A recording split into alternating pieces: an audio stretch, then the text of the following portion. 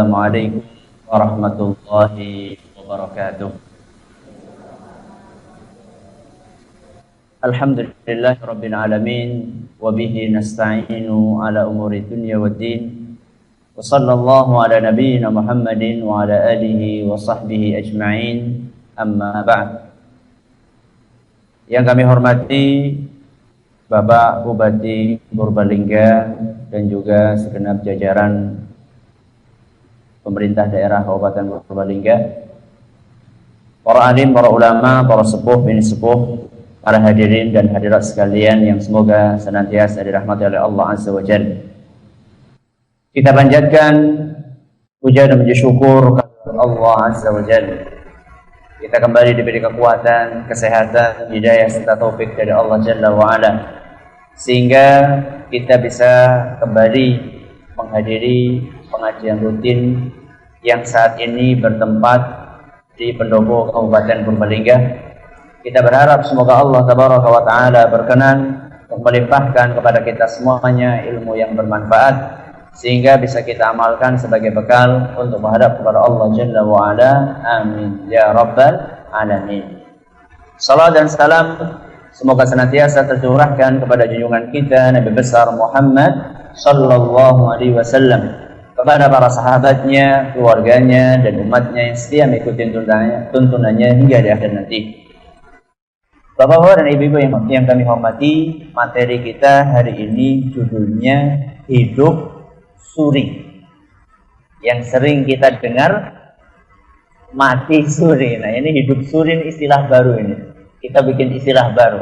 Nah, kalau mati suri, semuanya pada tahu. Apa mati suri? Kelihatannya mati tapi masih hidup, itu mati suri. Mati suri itu adalah seorang yang kelihatannya mati tapi masih hidup. Dan itu sering kita dengar cerita ya, sudah dimandikan, sudah dikafani, sudah dibawa ke kuburan, begitu diletakkan ujuk-ujuk menyat. Lari semua itu yang ada di situ. Bahkan fenomena mati suri itu sudah ada dari dulu. Makanya ada seorang ulama namanya Imam Ibnu Abi Dunya. Beliau mengarang buku judulnya Man 'Asha Ba'dal Maut, yang artinya orang-orang yang hidup lagi setelah mati. Ini tentunya bukan cerita nanti hari kiamat. Kalau hari kiamat semuanya hidup ya. Ini cerita orang-orang yang di dunia sudah mati terus hidup lagi. Ini maksudnya bukan mati beneran, itu maksudnya orang-orang yang mati suri ya. Itu dikumpulkan dalam buku tipis gini ya. Kalau nggak salah saya punya bukunya di rumah, kisah-kisah orang-orang yang mati suri. Jadi dari dulu sudah ada ya. Mati suri adalah orang-orang yang kelihatannya sudah mati tapi masih hidup. Itu mati suri. Nah, kalau hidup suri apa? Kelihatannya hidup, sebenarnya mati. Nah, kalau mati suri, kelihatannya mati, sebenarnya masih hidup. Kalau hidup suri, kelihatannya hidup padahal mati. Si kepriwe Ustaz, kelihatannya hidup padahal mati. Kita akan bahas ya. Siapakah orang-orang yang hidup suri? Siapakah orang-orang yang kelihatannya hidup sebenarnya dia mati? Mereka adalah orang-orang yang gak mau zikir. Orang-orang yang gak mau zikir. Orang-orang yang gak mau zikir, mereka adalah orang-orang yang walaupun kelihatannya hidup, padahal sebenarnya orang tersebut adalah orang yang mati. Mati apanya? Mati apanya? Mati hatinya. Ya. Hidup fisiknya. Ya. Badannya hidup, masih bisa bernafas, masih bisa berbicara, masih bisa berkomunikasi, masih bisa pahal, akan tetapi sebenarnya hatinya mati. Ini makalah dulu saya kasih judul, tidak zikir sama dengan mati. Dulu saya kasih judul seperti itu.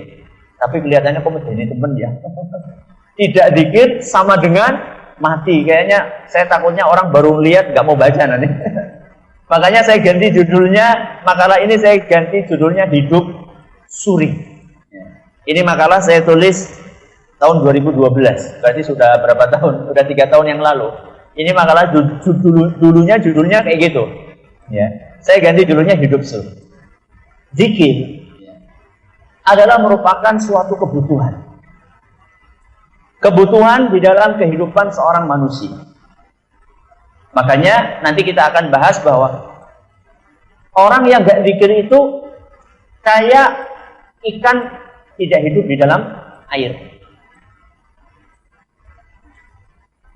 Maka ikan itu pasti akan mati.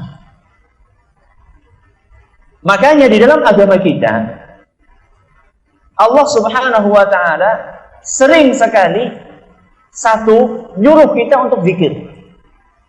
Yang kedua, melarang kita untuk lalai dari zikir. Dua hal ini sering digabungkan sama Allah Azza wa Jalla dalam satu ayat. Pertama, Allah memerintahkan kita untuk zikir. Yang kedua, Allah melarang kita jangan sampai tidak zikir. Itu namanya amar ma'ruf nahi mungkar.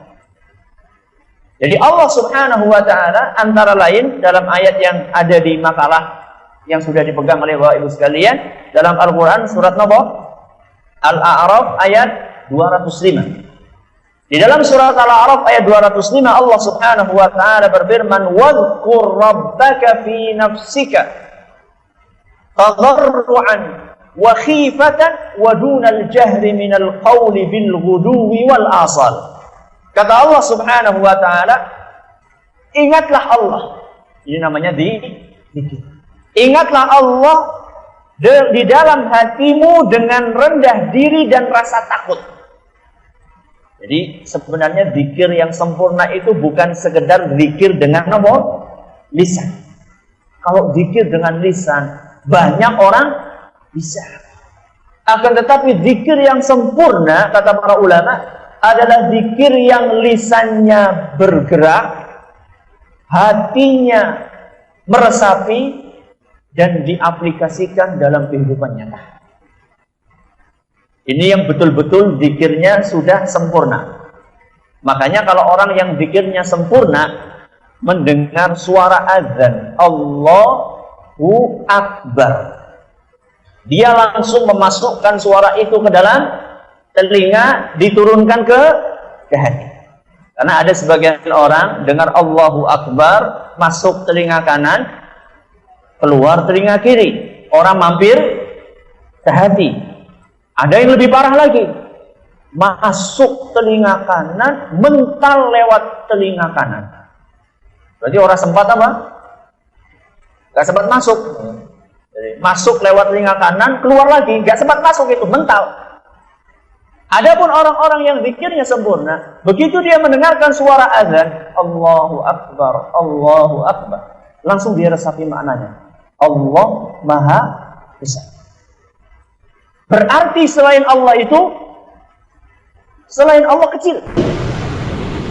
Ketika kita meyakini bahwa Allah Maha Besar, selain Allah kecil, berarti setiap aktivitas selain salat semuanya kecil saat itu. Yang besar hanya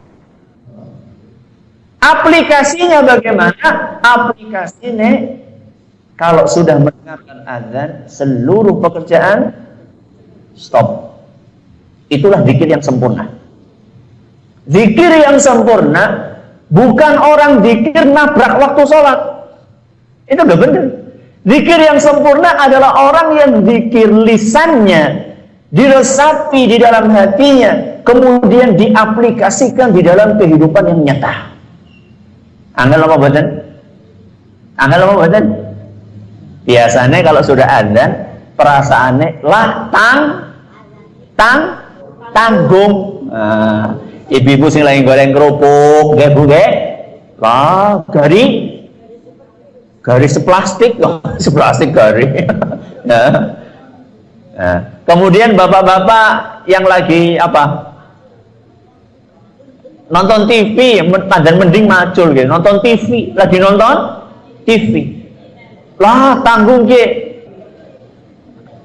Makanya saya kemarin baca berita itu ya senang ya terharu ketika Presiden Obama melakukan kunjungan kemana? Ke Saudi untuk bertemu dengan Raja Saudi yang baru. Sinten namanya? Raja Salman. Biasa seremonial ya, disambut dengan drum band dan seterusnya. Kemudian salaman sama pejabat-pejabat semuanya salaman. Ujuk-ujuk azan. Ujuk-ujuk nopo? Azan. Suara azan asar itu. Suara azan asar karena datangnya Obama kalau nggak salah sore-sore atau menjelang asar. Begitu disambut ujuk-ujuk azan, langsung Raja Salman ini minta izin sama Obama. Obama bingung. Diliput di televisi, disaksikan oleh ratusan ribu bahkan jutaan manusia. Dan sampai sekarang rekamannya di YouTube ada. Bagaimana Obama itu mandan apa? Mandan bingung gitu loh. Ini acara seremonial kok ujuk-ujuk mandek sedela untuk melakukan sholat. Inilah contoh aplikasi. Jadi ketika kita sudah mengucapkan Allahu Akbar, seluruh acara akan dianggap kecil. Sekalipun itu adalah sekaliber presiden. Dan ini bukan presiden sembarang presiden, ya. Presiden negara yang katanya negara adikuasa. Akan tetapi sebesar-besarnya presiden kalau sudah berada di hadapan Allah Subhanahu wa taala, apa? Kecil. Inilah namanya zikir yang sempurna. Termasuk juga ketika seorang mengucapkan la haula wala quwwata illa billah. Di dalam hatinya betul-betul meyakini bahwasanya daya dan kekuatan itu hanya di tangan Allah. Manusia tidak punya kekuatan, apalagi benda mati. Makanya kalau orang-orang yang sudah berzikir la haula wala quwwata illa billah dengan kesempurnaan peresapan di dalam hati, aplikasi dalam kesehariannya, maka dia sudah tidak lagi mengandalkan nasibnya kepada jimat. Sudah tidak mempan lagi namanya keris atau besi nopo? Besi kuning. Ya. Batu akik. Tidak apa-apa batu akik. Tergantung niatnya. Tergantung apa? Niatnya. Saya sering sampaikan berapa kali. Ini kan memang lagi booming-boomingnya. Ternyata booming batu akik itu bukan cuma di Purbalingga ya. Ternyata seluruh Indonesia. Sampai kemarin saya dapat info ada expo batu akik di Bekasi mendatangkan batu-batu pilihan dari seluruh Nusantara. Wah, Masya Allah ini. Nah, ternyata yang dieksploitasi habis-habisan bukan hanya Sungai Klawing. Ternyata di Aceh pun juga gunung itu pada dieksploitasi. Ya. Jadi kalau itu sih nggak masalah, tergantung niatnya. Kalau niatnya hanya sekedar untuk aksesoris, nah sekedar untuk hiasan, no problem, nggak apa-apa. Nah, jadi itu kembali kepada zikir sempurna. Jadi zikir yang sempurna adalah zikir yang diucapkan dengan apa? Lisan, kemudian diresapi dengan hati, lalu diwujudkan di dalam perbuatan. Makanya di sini Allah mengatakan wadhkur rabbaka fi nafsika tadarruan wa khifah. Berzikirlah, mengingatlah Allah di dalam hatimu tadarruan, dengan penuh rendah hati dan rasa takut. Wa dunal jahri minal qawli, dan tidak perlu mengeraskan suara. Ya. Kecuali memang kalau saat itu disyariatkan. Contohnya talbiyah. Talbiyah itu zikir orang yang sedang haji nopo umrah. Itu kan disyariatkan untuk mengucapkan apa?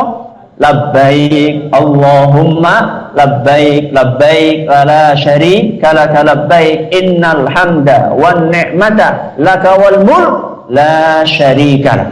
Ini disuruh keras. Ya, ini pengecualian. Kemudian juga zikir yang disuruh keras juga adalah takbiran. Kapan itu? Ketika Idul Adha sama Idul Fitri. Itu disuruh keras, syiar. Ya, itu syiar. Kalau pada zaman sahabat Nabi SAW dulu mereka takbirannya itu di pasar-pasar itu mereka pada takbiran. Kalau kita kan sekarang takbirannya paling di mana? Di masjid. Dulu para sahabat di pasar mereka bertakbir.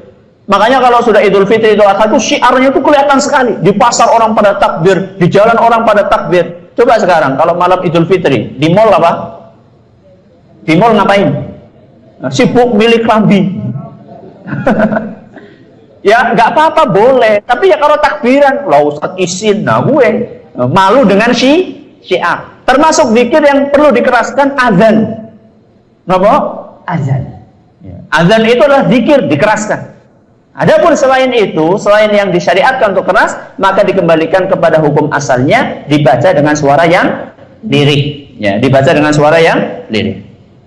Kemudian kata Allah, wala takun minal ghafilin. Dan janganlah kalian termasuk orang-orang yang lalai. Orang yang lalai adalah orang yang tidak berzikir. Makanya saya sebutkan di sini bahwa kebutuhan seorang manusia kepada zikir seperti kebutuhannya ikan terhadap air. Bisa panjenengan bayangkan ikan dikeluarkan dari air, pripun? Kelepek-kelepek. Tapi rata-rata ikan kalau sudah dikeluarkan dari air akan kelepek-kelepek. Begitulah perumpamaannya manusia yang tidak berzikir. Ustaz kata siapa Ustaz kalau orang nggak zikir itu mati? Kata Nabi SAW. Silahkan baca di dalam hadis yang saya bawakan di situ, hadis riwayat Bukhari dan Muslim. Dalam hadis riwayat Bukhari dan Muslim, Nabi SAW bersabda, "Mathalul ladzi yadhkuru rabbahu wal ladzi la yadhkuru rabbahu, mathalul hayyi wal mayyit." Kata Nabi SAW, perumpamaan orang yang zikir sama orang yang tidak zikir kayak perumpamaan orang yang hidup sama orang yang mati. Subhanallah. Itu Nabi SAW yang menyampaikan. Jadi orang yang zikir itu hidup, orang yang tidak zikir itu mati. Ustaz, masa cuma ada dua Ustaz, hidup sama mati tak Ustaz? Yang antara hidup mati ada nggak Ustaz? Ada. Ada. Makanya saya bagi di sini bahwa manusia itu dibagi menjadi tiga. Satu, orang yang hatinya hidup, sehat. Yang kedua, orang yang hatinya mati. Yang ketiga, orang yang hatinya sakit. Panjenengan turun sing pundi? Sehat. Saniki pripun? Sehat napa? Enggak, saya tanya, pengennya sehat, tapi sekarang sehat napa mboten? Sehat napa nih?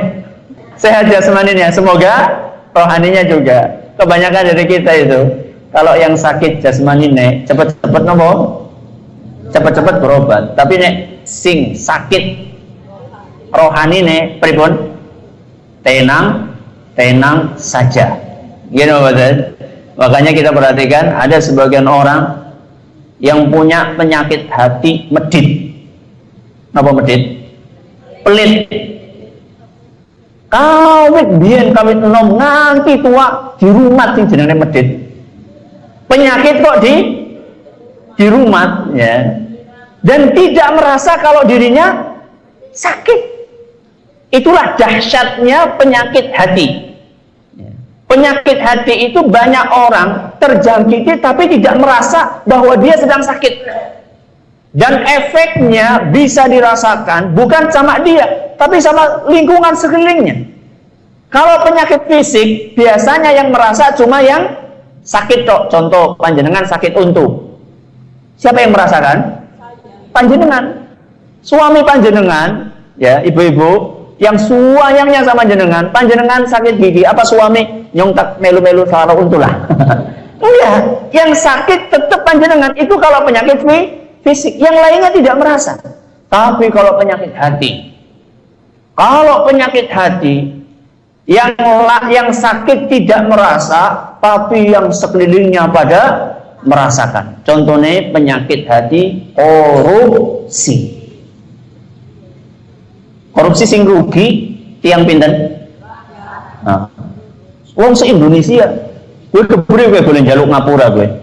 Ya, padahal Nabi SAW mengatakan pada hari kiamat nanti orang-orang yang mengambil hartanya orang lain itu akan mempertanggungjawabkan di hadapan Allah Subhanahu wa Ta'ala dengan cara pahalanya dikurangi Gombayar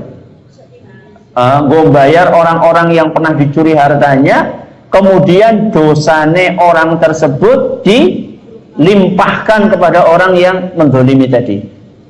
Nah, gue nek padane sing dicolong wong 10. Nah, nek sing dicolong wong se-Indonesia, piye gue?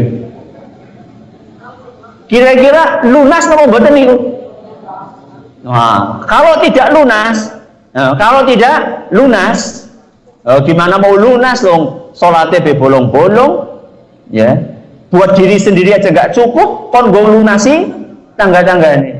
Kalau misalnya tidak cukup, ya. Kalau tidak cukup amal soleh yang dia miliki untuk melunasi, ya, kezaliman dia kepada orang-orang rakyat tersebut, maka Allah Subhanahu wa taala gantian orang-orang yang nggak kebagian tadi akan dikurangi nopo nih dosane. Allahu Akbar. Dosane wong se-Indonesia dikurangi semending-semending diwekakan wong kue. Pripun? Mateng kamu nggih. Mateng neraka. Naudzubillahi min dzalik. Bukan hanya mateng, kosong. Ya, bukan hanya mateng, naudzubillahi min dzalik. Kembali kepada hati tadi, hati terbagi menjadi berapa? Menjadi 3. Yang pertama adalah hati yang hidup dan apa? Sehat. Urip sehat. Ini siapa? Ini adalah hati yang senantiasa zikir sama Allah Azza wa Jalla. Ya. Seperti yang saya katakan tadi, zikirnya bukan sekedar dengan lisan, akan tetapi zikirnya itu betul-betul masuk ke dalam hati. Orang-orang yang zikirnya masuk ke dalam hati, dia akan mengikhlaskan seluruh ibadahnya hanya untuk Allah Azza wa Jalla. Salatnya hanya untuk Allah, zakatnya hanya untuk Allah, puasanya hanya untuk Allah, umrahnya hanya untuk Allah, hajinya hanya untuk Allah. Bahkan ketika dia mencintai dan membenci pun juga karena Allah. Ini lebih sulit ini, mencintai dan membenci karena Allah. Nabi SAW mengatakan awsaqu ural iman, tali simpul iman yang paling seret, yang paling kuat adalah al-hubbu wal bughdhu fillah, mencintai dan membenci karena Allah. Ini sulit sekali. Maksudnya gimana Ustaz? Kita mencintai seseorang karena dia taat sama Allah, bukan karena jabatannya, bukan karena hartanya, bukan karena gantengnya, bukan karena cantiknya. Nah, saya nggak tahu ini, bapak-bapak mencintai ibu karena Allah atau karena yang lain? Semuanya, alhamdulillah. Ya ayu, ya solehah gitu ya, masya Allah, sip kalau gitu. Nah, ibu-ibu sekarang, ibu-ibu sama bapak ini cintanya karena Allah atau karena yang lain? Karena Allah. Masa? Berarti bapak ibu tuh, suami ibu tuh soleh banget gitu ya? Alhamdulillah, bagus kalau kayak gitu. Ini cinta dan benci karena Allah. Jadi semakin seorang taat kepada Allah, nggak dilihat bagaimana latar belakangnya, apa ormasnya, apa parpolnya, apa sukunya, warna kulitnya apa, asal orang ini soleh, asal orang ini rajin ibadah, asal orang ini akidahnya lurus, asal orang ini setia mengikuti sunnah Nabi SAW, maka kita cintai. Enggak peduli apakah warna benderanya apa. Itulah cinta karena Allah. Dan benci karena Allah. Ada cinta, ada apa? Ada benci. Benci karena Allah adalah membenci seseorang semata-mata karena dia ini orang yang tidak taat kepada Allah. Kalau sekarang di zaman kita, cinta dan benci itu bukan didasarkan karena Allah. Kebanyakan didasarkan atas perbedaan partai, perbedaan ormas, perbedaan napa malih? Kekayaan, perbedaan nyoblos wingi, nggih. Nyoblos kiye, iki nyoblos kiye, ya, sampai ada keluarga yang pecah, ya. Suami istri, suaminya milih ini, istrinya milih ini, akhirnya orang guyub, orang rukun, subhanallah. Ya. Ini bukan masalah-masalah prinsip yang menyebabkan perpecahan. Cinta dan benci adalah karena Allah. Inilah orang-orang yang hatinya hidup. Orang-orang yang hatinya hidup adalah orang-orang yang senantiasa melakukan segala sesuatu karena Allah. Yang dicari target utamanya adalah ridhonya siapa? Allah, walaupun manusia nggak suka. Ini sing kadang-kadang angel, ya. Terutama orang-orang yang mendapatkan amanah memegang kebijakan. Kalau mencari keridhonya Allah, pasti banyak orang nggak suka. Pasti banyak orang yang nggak suka. Maka siap-siap saja. Akan tetapi, kalau target utamanya mencari ridho Allah, kita akan di backup sama Allah. Backupnya Allah itulah backup yang paling apa? Yang paling kuat atau yang paling lemah? Yang paling kuat. Kalau sebagian orang di zaman kita ini mencari keridhoannya siapa? Manusia. Dengan harapan akan di backup oleh manusia. Padahal backupnya manusia itu tidak ada apa-apanya dibandingkan backupnya siapa? Allah Azza wa Jalla.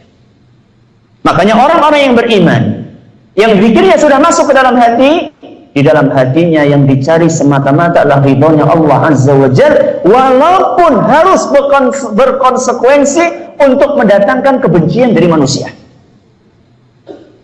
Ini hati yang pertama adalah hati yang apa? Yang hidup dan sehat.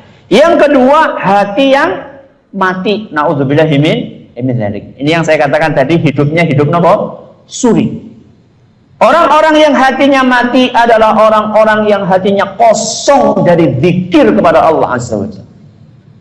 Zikir dipahami secara umum, ya. Salat zikir atau bukan? Zikir. Berarti orang yang tidak salat hatinya nopo? Mati. Ya. Puasa adalah zikir, haji adalah zikir, zakat adalah zikir secara umum. Ya. Berarti orang-orang yang tidak menjalankan itu semua hatinya sedang mati. Na'udzubillahi min dzalik. Termasuk juga orang-orang yang hatinya mati adalah orang-orang yang senantiasa melakukan perbuatan maksiat kepada Allah Azza wa Jalla siang dan malam. Semoga kita dihindarkan dari hati yang mati. Yang ketiga, ini kondisi kebanyakan manusia. Mati ora urip ora, alias hati yang sedang sakit. Hati orang yang sakit adalah orang sing dong-dongan. Dong-dongan. Dong zikir dong ora. Dong salat dong ora. Ya. Jadi salatnya isi bolong. Aku bolong kan kur lorotok bolongnya. Ini bolongnya banyak. Ini orang nek lagi waras, ya, sholat. Nek lagi kurang waras, nggak sholat. Ini hatinya lagi sakit. Dan semakin lama dia meninggalkan zikir, maka akan semakin parah dan akut penyakitnya. Kalau boleh kita katakan stadiumnya sudah stadium pinten? 4, nggih. Paling tinggi, wonten stadium 5 no wonten. Kalau ada stadium 5, jadi semakin dia meninggalkan zikir, maka akan semakin parah penyakitnya. Tapi kalau dia mau mengobati dirinya, dia tambah zikirnya, maka akan mendekati stadiumnya akan turun. Ya. Dari stadium 4 turun ke stadium 3, 2, 1 sampai bisa sembuh total.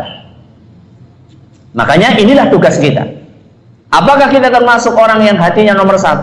Kalau hatinya nomor 1, alhamdulillah. Kalau hatinya nomor 2, na'udzubillah. Kalau hatinya nomor 3, ayo kita berusaha ngobati hati yang sakit itu. Jangan dibiarkan tetap sakit, bahkan semakin parah.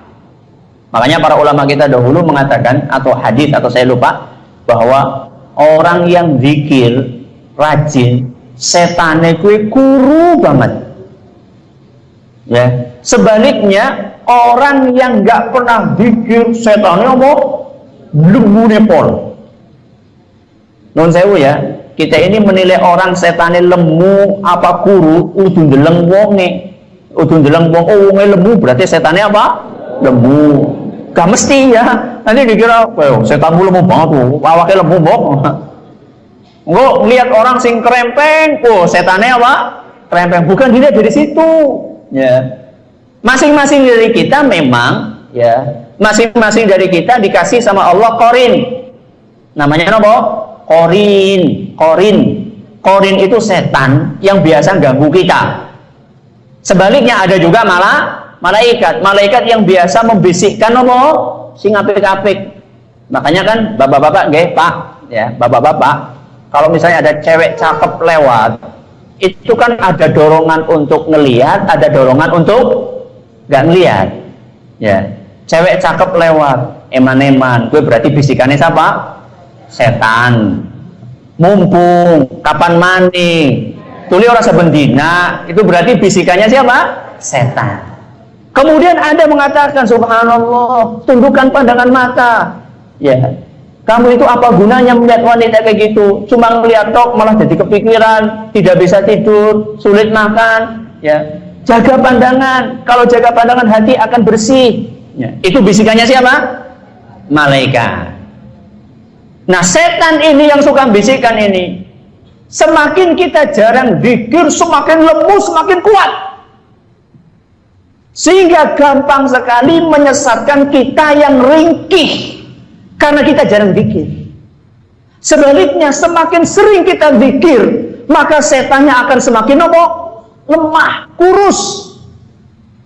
Kena angin, ngeliup kena angin. Ya. Nah, kalau setannya gemuk, ya didorong-dorong lagi orang tiba-tiba, ya. Karena jarang zikir. Makanya, monggo Bapak-bapak Ibu kami hormati, mari kita berusaha untuk memperbanyak nopo zikir. Memperbanyak zikir dengan zikir yang sempurna, yaitu zikir yang diucapkan dengan nopo lisan, diresapi dengan hati, diwujudkan dalam perbuatan. Inilah zikir yang sempurna. Dan tentunya kita berusaha untuk memilih zikir-zikir yang dicontohkan oleh Nabi kita Muhammad sallallahu alaihi wasallam, dan tidak perlu untuk mencari membuat zikir-zikir baru. Zikir-zikir yang sudah ada dari Nabi banyak yang belum kita amalkan. Dadakan boleh sing orangna tuntunane eman-eman temen, ya, yang banyak tuntunannya masih sering kita tinggalkan. Mendingan kita konsentrasi mengamalkan apa yang ada contohnya dari Nabi kita Muhammad sallallahu alaihi wasallam. Sampai di sini pemaparan materi. Monggo kalau ada yang mau bertanya silahkan. Monggo. Waalaikumsalam warahmatullahi wabarakatuh.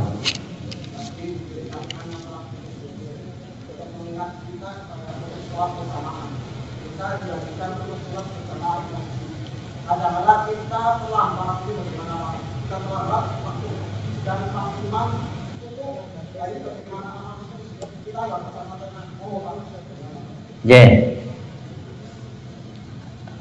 bagaimana kalau kita berangkat ke masjid, kemudian sampai di masjid ternyata imamnya sudah ruku.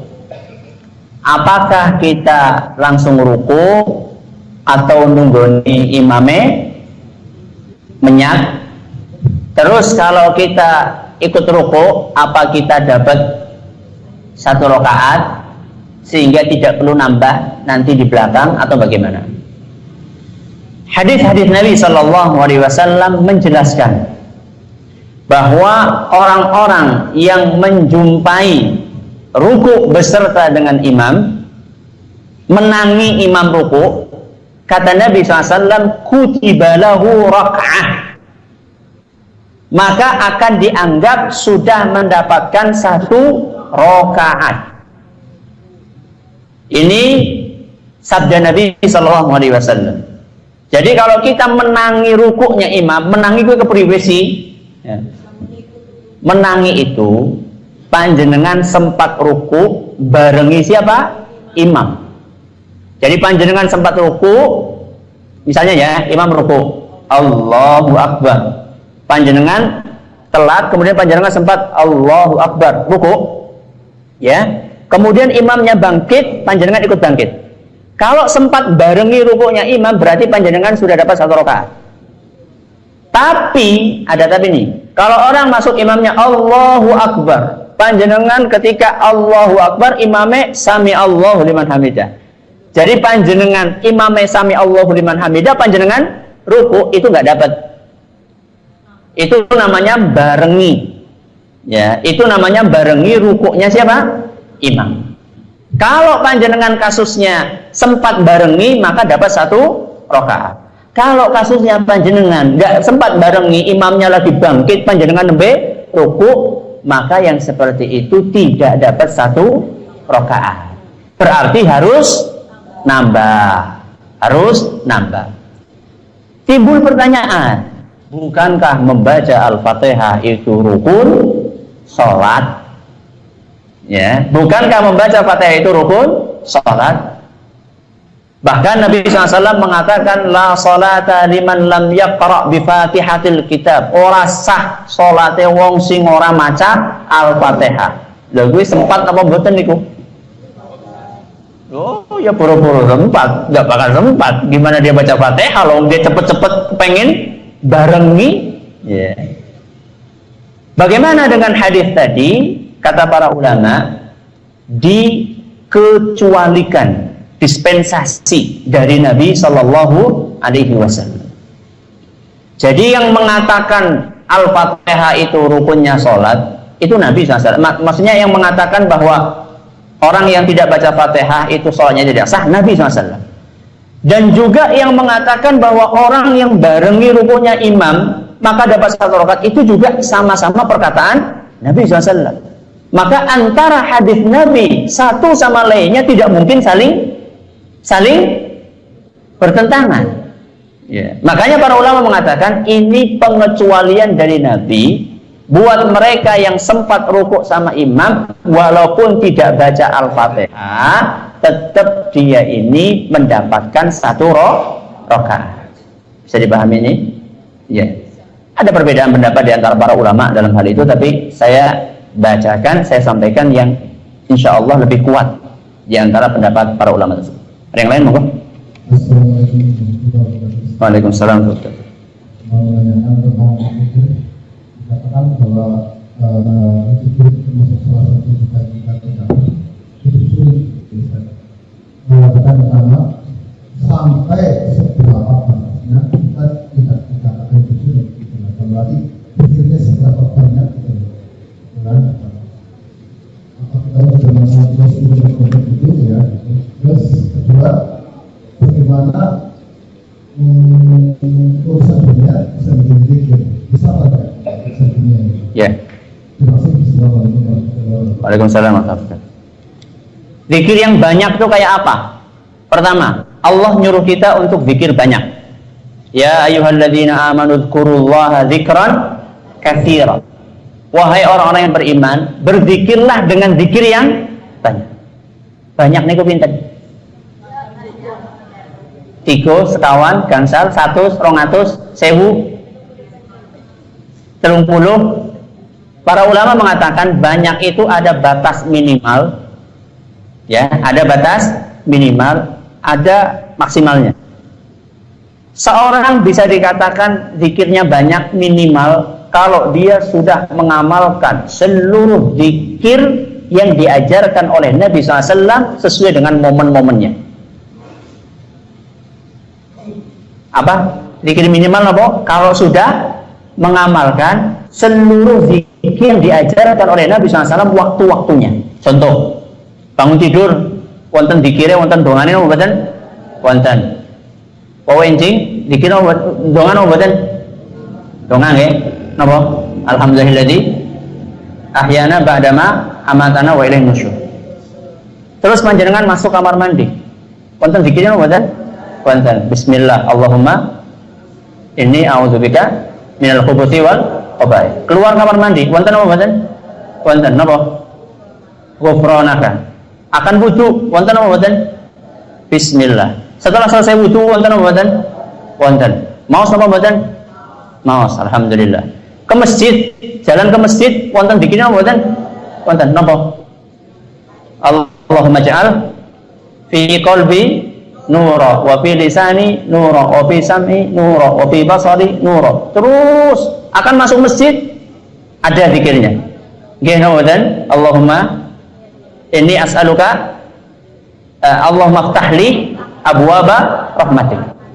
Setelah itu mendengar suara azan, dibalas suara azannya. Kemudian ketika selesai azan ada zikirnya. Kemudian nanti setelah sholat ada zikirnya.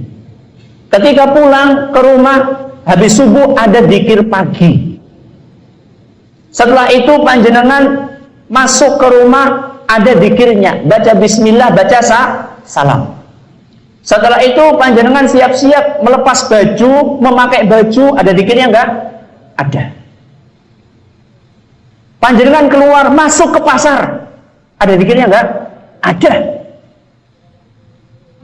Sebelum ke pasar panjenengan lihat rambutannya lagi abang, wonten zikirnya mboten? Wonten. Itu baru pagi itu, baru sampai jam berapa itu? Panjenengan ke pasar jam pinten? Kuwi nembe jam 6 loh. Nembe jam 6. Masih ada zikir sampai tidur kembali. Kalau panjenengan lakukan itu semuanya, panjenengan sudah dianggap zikir yang banyak minimal. Pripun?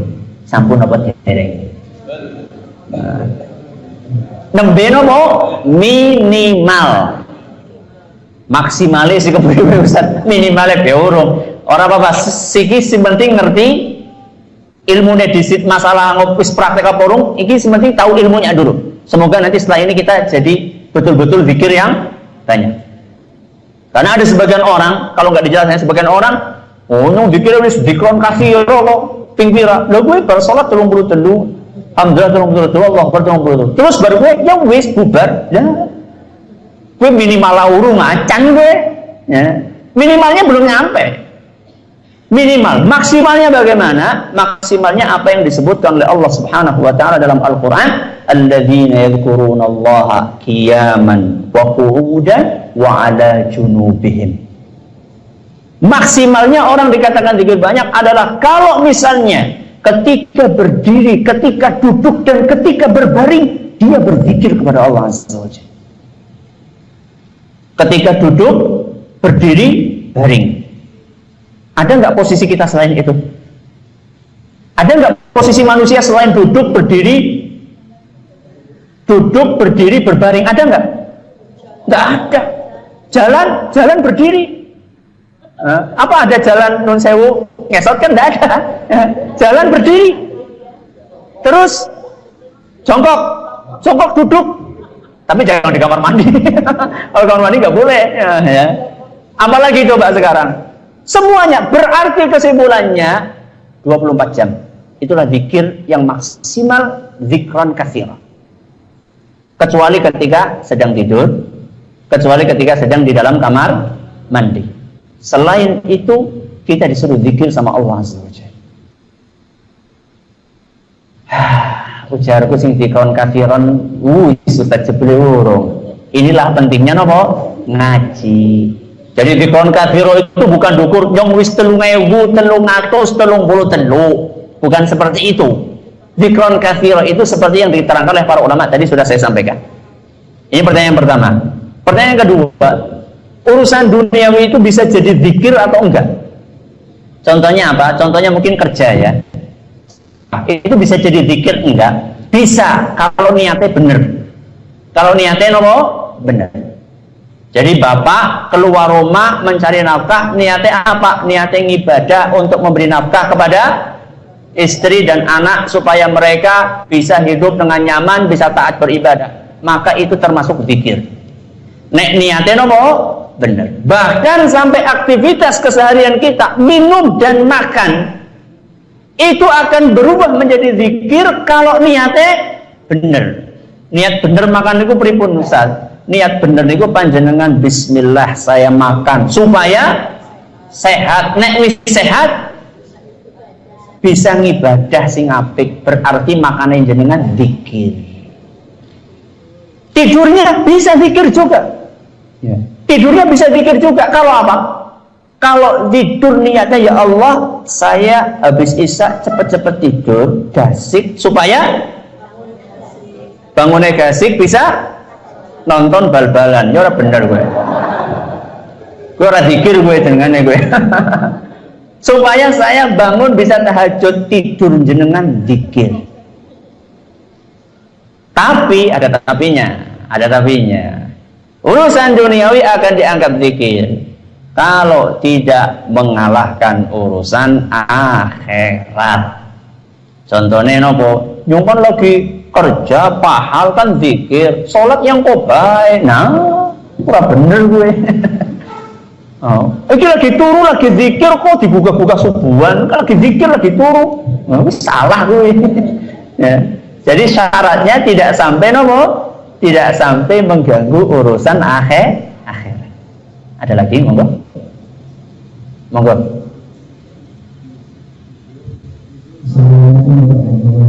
Waalaikumsalam warahmatullahi wabarakatuh.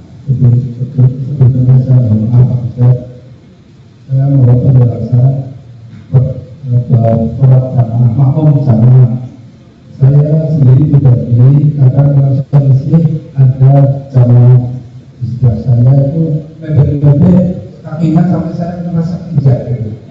Nah, saya perhatikan dari saya saat sholat itu kurang khusyuk. Pertama, kedua, saya juga memperhatikan sebelah saya itu kayak bergeser, dia ngejar dari sana, dia juga nggak khusyuk. Saya mau penjelasan sama saya kira sekian sebelum saya sampai bersama itu. Waalaikumsalam. Ini kasus banyak terjadi. Jadi sholat merasa risih karena didempet, akhirnya geser, malah tambah geser maning. Itu pernah ada kejadian, ya saking jengkelnya itu mbah-mbah. Itu kejadian di Masjid Nabawi kalau nggak salah. Ya, kejadian di Masjid Nabawi ada mbah-mbah. Itu sholat di sampingnya seorang pemuda. Pemuda ini pengen supaya sofnya rapat, tapi mbah-mbahnya ora gelem. Akhirnya dia geser. Ya, kakinya digeser. Pemudanya geser lagi. Semakin nanti mbah-mbah itu mepet ini. Tapi tetap aja geser. Akhirnya jengkel mbah-mbah itu dihitung sama mbah itu. Kakinya si pemuda. Jengkel lepor. Itu bagaimana itu sebetulnya? Sebenarnya bagaimana? Begini ya. Nabi itu ngajarin kita supaya sof rapat. Ini adalah sesuatu yang tidak bisa kita ingkari karena hadisnya jelas. Ya, Nabi mengatakan sawwu sufufakum, luruskan barisan kalian. Di sebagian riwayat tarasu, rapatkan. Sebagian riwayat mengatakan la tad'u furujatin lisyayatin. Jangan biarkan celah-celah itu menjadi tempat bludas-bludus setan. Ya. Ini semuanya dan riwayat-riwayat yang lainnya menunjukkan bahwa kita ini kalau sholat sopnya disuruh nopo? Rapat. Rapat itu apa, Ustaz? Nah, karena sebagian mengira rapat itu idek-idekan. Itu salah. Nah, rapat itu apa, Ustaz? Rapat itu atas dan bawah. Maupun itu Ustaz atas bawah. Atas itu bahu, okay? Niki. Bawah itu nopo? Kaki. Itu rapat. Rapat maksudnya bagaimana saat atas bawah? Maksudnya bahunya nempel, kakinya nempel. Ngukurnya dari mana dulu, Ustaz? Dari atas dulu atau bawah dulu? Atas dulu atau bawah dulu? Atas dulu. Atas dulu dirapatkan, sudah nempel. Sekali lagi ya, bukan empet-empetan. Kalau empet-empetan nanti duduk tasyahudnya kesulitan. Ya, jadi sekedar apa? Sekedar nempel, ya, sekedar nempel. Setelah itu baru kaki ini diposisikan, dibuka, ya, supaya nempel dengan kaki yang di sampingnya. Nempel, bukan itek-itekan. Nempel, ya, nempel. Kenapa kok harus pundaknya dulu bukan kakinya? Kalau kakinya dulu, mau kayak wong ngarep kayang mesti dini. Ya, ada sebagian orang kan kayak gitu kalau sholat tuh kayak wong apa? Apa sih? Ya kalau orang itu orang yang kakinya benggang gini, orang mau apa itu? Ya kayak orang mau kayang gitu, lebar sekali. Kalau kayak gitu tuh nggak merapatkan, soft itu namanya. Itu namanya bolongi soft karena di sininya akan apa? Akan lebar. Ya gue bisa bludas-bludas setan kalau kayak gitu. Nah, makanya saya katakan rapatkan apa? Ini dulu bahunya, baru kakinya diposisikan. Inilah yang diajarkan oleh Nabi kita Muhammad SAW dan dipraktikkan oleh para sahabat Nabi Shallallahu Alaihi Wasallam. Jadi caranya seperti itu. Nah, itu merapatkan soft. Bagaimana kalau misalnya orang yang di samping kita orang gelem? Nah, kayak tadi kasus tadi. Ya, jadi dirapatkan, geser. Sudah, nggak usah dipedulikan. Karena kalau misalnya kita sibuk kayak gitu, kok malah jadi orang khusyuk sholatnya, mikir akan sikil baik. Malah kelalen orang maca Fatihah kok malah. Ya. Jadi kalau misalnya kita sudah sekali merapatkan, kita sudah rapatkan sekali, kok sampingnya kelihatan geser, curahkan baik. Atau kalau misalnya digeser sekali, dia geser lagi, biarkan aja. Kita konsentrasi kepada bacaan sholat kita, kepada sholat kita supaya kita tetap khusyuk. Masalah ini antara orang yang berlebihan sama orang yang meremehkan. Masalah merapatkan soft. Yang berlebihan tadi yang itek-itekan. Yang meremehkan orang yang nggak peduli sama sekali dengan kerapatan soft. Pokoknya ukurannya kia sajadahku semenek. Kia sajadahku ya jadi itek ya. Sehingga kita dapatkan orang pakai sajadah nopo. Ombo-ombo banget bisa ngomong. Wong telu bocah cilik maksudnya. Bisa buat orang dua dewasa. Si kemudian nggak mau diinjak sajadahnya. Ini meremehkan, merapatkan soft nggak boleh. Dan lebih parah lagi, kadang-kadang nggak pakai sajadah, tapi masya Allah, saya pernah sholat di beberapa masjid itu, jaraknya itu mungkin setiang-tiang ini. Jadi antara satu orang dengan orang yang lainnya. Gue udah renggang maning, gue jenenge renggang banget gue jenengannya. Ya. Makanya antara dua kubu yang terlalu berlebihan, yang itek-itekan tadi, kubu yang meremehkan, yaitu orang yang tidak memperhatikan sama sekali kerapatan soft. Masih ada? Cukup? Ya, saya kira cukup sampai di sini pengajian kita. Terima kasih atas perhatiannya. Mohon maaf atas segala kekurangannya. Kata sangat kelentah kelentunipun atur, kula nyuwun kungi pangapunten. Kita tutup dengan membaca subhanakallahumma bihamdika asyhadu an la ilaha illa anta astaghfiruka wa atubu ilaik. Wassalamualaikum warahmatullahi